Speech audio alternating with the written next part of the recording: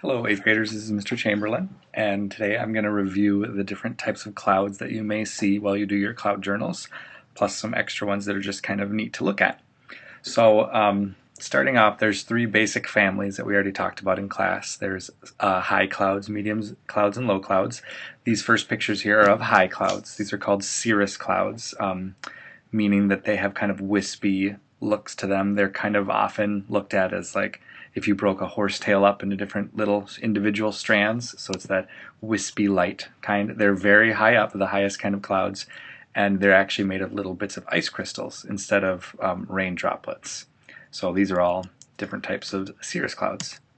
The next kind is the kind that we all recognize on like a fair weather day. These are called cumulus clouds. They're the middle level clouds, and they kind of have the puffy cotton ball look.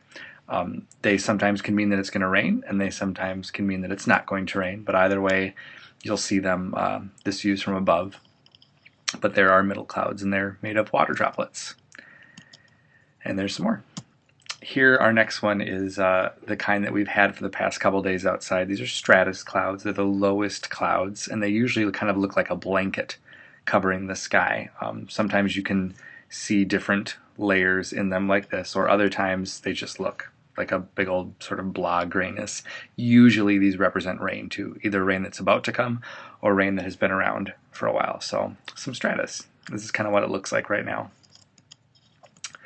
The next type of clouds are if you have a cloud that is on the ground, like the base of the cloud is actually on the earth, that is called fog. So we already talked about clouds form when heat rises air, and then it cools down really quickly, and the moisture in that air reaches the dew point.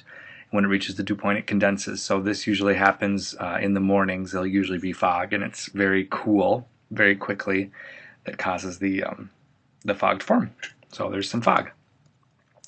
This next one is really cool. You can look and see there's no rain here, but there is rain here.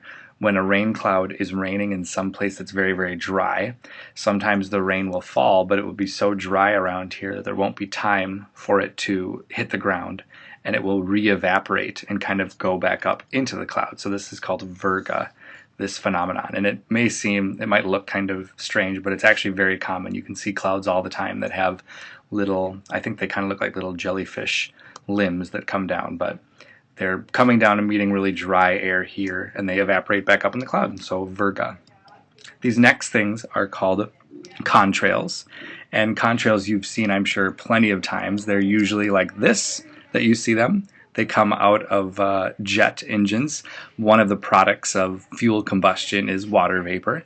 And when the water vapor comes out and condenses, it becomes a cloud. So like I said, if water cooling to the dew point up in the air is a cloud, then just think of this as hot water vapor coming out of the back of an engine. And it cools. And when it does, it makes a contrail. So very common to see. You can take pictures of those. Next, these look a lot like cirrus clouds, I'm sure you're thinking, but if you have cirrus clouds that are all teased out and torn apart, you can kind of tell that they're individual little fibery strands. These are actually called fibratus. That has the Latin root with fibers. So they look, you might think it's a cumulus too, but cumulus is more wispy and spread out, and these are very teased apart and very stringy. Looks like little individual pieces. So fibratus or fibratus. These you see all the time. These are called undulatus because they undulate. You can think of it as someone who can roll their stomach and kind of make it go in and out, back and forth. So they also have another nickname. They're also called cloud streets because if you look, there's kind of these rows that are made.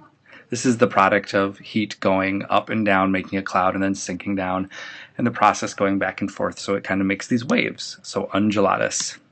This is one that we all associate with severe weather. This is a cumulonimbus cloud. It's also a thunderstorm cloud. When a lot of moisture gets brought up into the cloud from being heated, it will sometimes go so high that it gets spread out. And this is actually the top of the troposphere. This line that I'm drawing would be the tropopause. So when they build up really high, they spread out here at the very top of the troposphere. So there's a lot of energy in them and a lot of moisture. So this is a cumulonimbus. This is how a cumulonimbus develops to it. You can see it sort of building up and building up. And throughout the day, you can see it puffing up over and over.